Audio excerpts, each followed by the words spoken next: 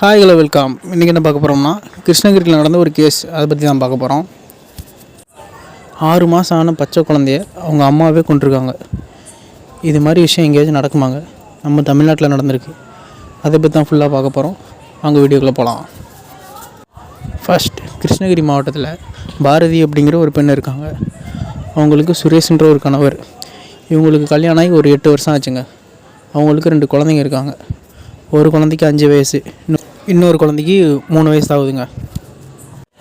இப்படி இருக்கும்போது அவர் கணவர் சுரேஷ்க்கு ஒரு ஆசை, ஒரு ஆண் குழந்தை இருந்தால் நல்லாயிருக்குமே, அதாவது ஒரு ஆண் பிள்ளை இருந்தால் நல்லாயிருக்குமே அப்படின்னு ஒரு ஆசை ஒன்று இருக்குது. அதுக்காக அவங்க வேண்டாத கோயில் இல்லைங்க, செய்யாத பிரார்த்தனை இல்லை.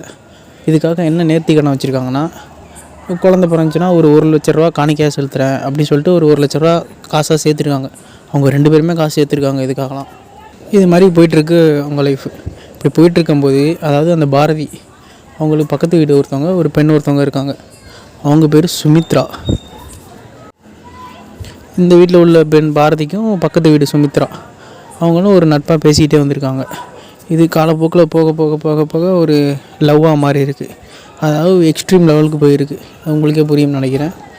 அது அளவு கடந்த காதலாக போயிட்டுருக்கு. அது வேறு மாதிரி போயிருக்கு. அப்படியே இவங்களோட ரீல்ஸ் போடுறது, இவங்களோட ரொம்ப நேரம் டைம் ஸ்பெண்ட் பண்ணுறது, இது மாதிரியே ஃபுல்லாக போயிருக்கு. இதெல்லாம் அக்கம் பக்கத்தில் உள்ளவங்க, சுற்றி உள்ளவங்களாம் பார்த்துருக்காங்க. பார்த்துட்டு அவங்க கணவர்கிட்ட தெரிவிச்சிருக்காங்க, இது மாதிரி நடந்திருக்கு. அப்போ எல்லாம் அந்த பெண் பாரதி என்ன சொல்லியிருக்கேன்னா, நீங்கள் நினைக்கிற மாதிரி ஒன்றும் இல்லை, இது சாதாரண தான், பேசிகிட்டு தானே இருக்கோம், இதெல்லாம் ஏன் தப்பாக நினச்சிக்கிறீங்க அப்படி இப்படின்னு சொல்லி சமாளிச்சிருக்காங்க. இது ஒரு கட்டத்தில் சண்டையாக போக அவங்க பார்த்தா பாரதி அவங்க அம்மா வீட்டுக்கு போயிட்டாங்க. அங்கே போனப்போ அவங்க வீட்டில் என்ன பண்ணியிருக்காங்க, இதுக்கு என்ன பிரச்சனை, இது என்ன சொல்யூஷன், அதை கண்டுபிடிக்காமல் நீ உங்கள் ஹஸ்பண்ட் கூட தான் இருக்கணும், நீ அங்கேயே போ, இங்கே இருக்கிறது சரியில்லை, நீ அங்கேயே போனே சொல்லியிருக்காங்க. இங்கேயே திருப்பி அனுப்பி வச்சுட்டாங்க. இங்கே வந்ததுக்கப்புறம் அப்படியே போயிட்டுருக்கப்ப கரெக்டாக குழந்த பிறக்குது. அந்த குழந்த பிறந்து ஒரு 5 மாதம் தாங்க ஆகுது. அந்த பையன் பேர் துருவ். அந்த பையன் பிறந்தவனே என்ன பண்ணுறாங்கன்னா, அவங்க அம்மாவுக்கு என்ன ரொம்ப டயர்டாக இருக்கும், அந்த குழந்தைய பார்த்துக்கிறதே வேலை, இப்படியே போயிட்டு இருந்திருக்கு. இந்த நேரத்தில் தான் என்ன பண்ணியிருக்காங்க, பக்கத்து வீட்டில் உள்ள சுமித்ரா அவங்க ஒரு சண்டை மாதிரி போட்டிருக்காங்க இவங்கள்ட்ட. அதாவது ஃபோனில் வாய்ஸ் நோட்ஸு இதெல்லாம் விடுறது, அதாவது நீ என் கூட டைம் ஸ்பெண்ட் பண்ணுற, ரொம்ப உங்கள் குழந்தை கணவர் தான் உனக்கு ரொம்ப முக்கியம், என்னை பார்த்துக்கவே மாட்டுற, அப்படி இப்படின்னு சொல்லியிருக்காங்க. இதனால் ரொம்ப ட்ரிகரான இவங்க, அதாவது பாரதி இப்படிங்கிறவங்க என்ன பண்ணியிருக்காங்கன்னா, தன் காதலை வெளிப்படுத்துறதுக்காக, அதாவது சுமித்ரா மேலே உள்ள காதலை வெளிப்படுத்துறதுக்காக இந்த குழந்தைய கொண்டிருக்காங்க. எப்போதும் இவங்க வீட்டில் எப்போதுமே ஆள் இருப்பாங்க. ஒரு நாள் ஆள் இல்லாமல் போயிருக்காங்க.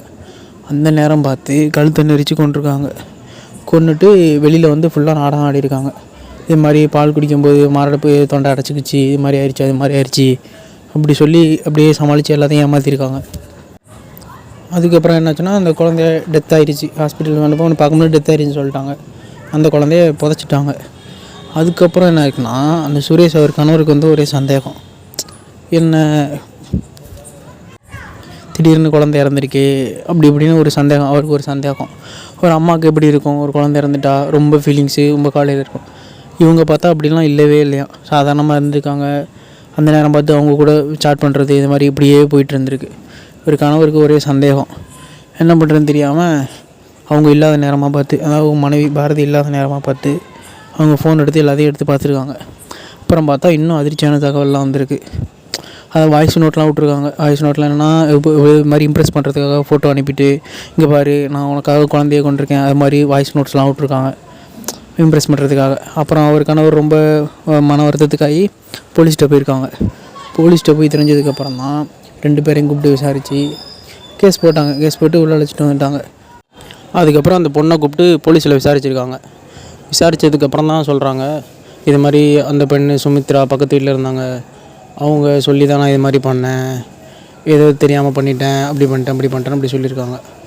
இவ்வளவும் பண்ணதுக்கப்புறம் யோசிக்கிறவங்க, இதை முன்னாடியே யோசிச்சுருந்தா இந்த குழந்தையோட உயிராவது தப்பிச்சிருக்கும். ஒரு காதல் எந்த லெவலுக்கு கொண்டு போய் விட்டுருக்குன்னு பாருங்கள். ஒரு குழந்தைய கொல்கிற அளவுக்கு கொண்டு போயிருக்கு. இப்போ அந்த குடும்பமே காலி. அவர் கணவர் தாங்க பாவம், எவ்வளோ கஷ்டப்பட்டு பெற்றெடுத்துருப்பாங்க, இப்போ எவ்வளோ ஃபீல் பண்ணுறாங்க. இப்போ மற்ற அவங்க 2 பேர் பாரதி சுமித்ரா, அவங்க 2 பேரும் ஜெயிலில் இருக்காங்க. இது போன்ற வீடியோ பார்க்கணுன்னா